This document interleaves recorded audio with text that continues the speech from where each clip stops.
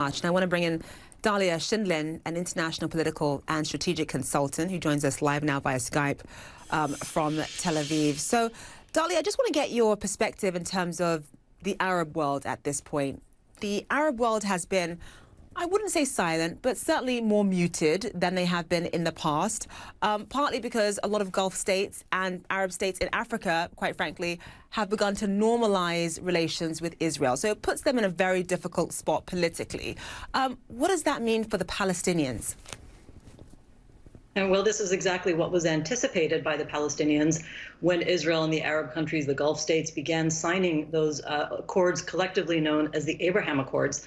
At the time, the Palestinians were not particularly happy with it. The Palestinian leadership expressed their disappointment because of the very situation that we're in now. They essentially felt like the Arab world had given up on supporting them and was taking sides with Israel simply by normalizing relations, as opposed to holding out on normalization until a time when Israel would make some sort of a political peace deal or resolution with the Palestinians.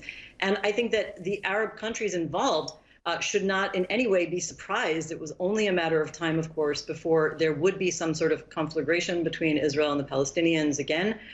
This was entirely predictable, and it would be very surprising to me if the Emirates and Bahrain and the other countries had not thought through what their position would be.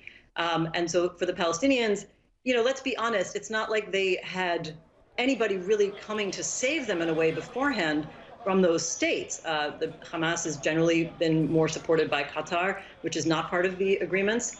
Egypt is still playing an important role, we are told, in attempting to be involved in brokering some sort of ceasefire, which neither side is really picking up on at this point, although particularly the Israelis have stated that they are not interested for now.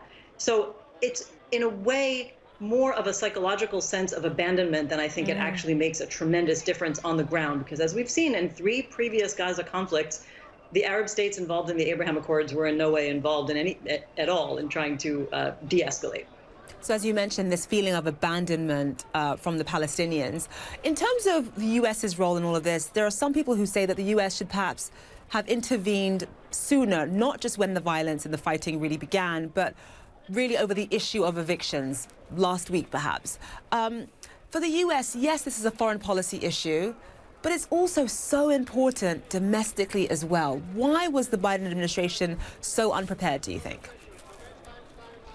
I'm not sure the Biden administration was unprepared. Again, all of these dynamics have played out so many times in the past.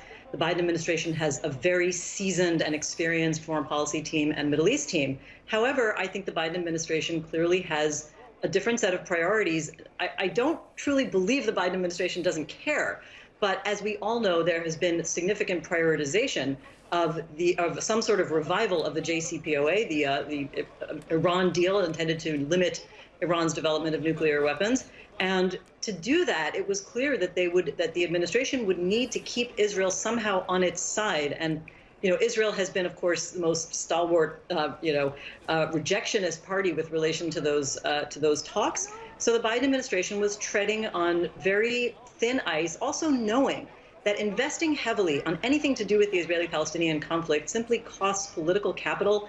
And I think that even if the individuals involved in the Biden foreign policy team are committed to the issue, it would probably not have yielded any benefits in the short term while they were trying to keep Israel, at the very least, sort of acquiescent to a revival of the contacts with the Iranians. Of course, they should have been prepared for this kind of thing. There has been criticism of the administration for not being more active and vocal on the human rights situation. The ongoing decades-long attempt to evict and otherwise put pressure on Palestinians in East Jerusalem and elsewhere, I might add, in the West Bank, et cetera. And, the human rights community would certainly like to see the Biden administration be more outspoken on those issues. So you're in Tel Aviv, you're in Israel. How is this playing out politically for Netanyahu, especially? Does it distract from some of his political troubles that are happening right now? A lot of people have talked about the fact that it prevents his opponents from forming a coalition because a lot of the Arab parties are not going to join the coalition at this point in time.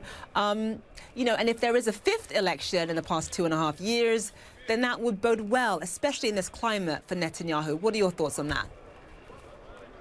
Well, it's a good question. I'm very happy you didn't ask me whether I think Netanyahu tacitly endorsed or even calculated this escalation, because I think that's unknowable, but it is something that many people are talking about here, precisely for the reasons you point out. Whenever there is a security escalation or a war, Israelis tend to, like in most countries, rally around the flag, become more nationalist, and oftentimes move to the right-wing parties, although to be honest, the right-wing parties have had such a strong showing in general in previous elections. It's not clear to me that anybody who voted for a left-wing party would suddenly change their mind.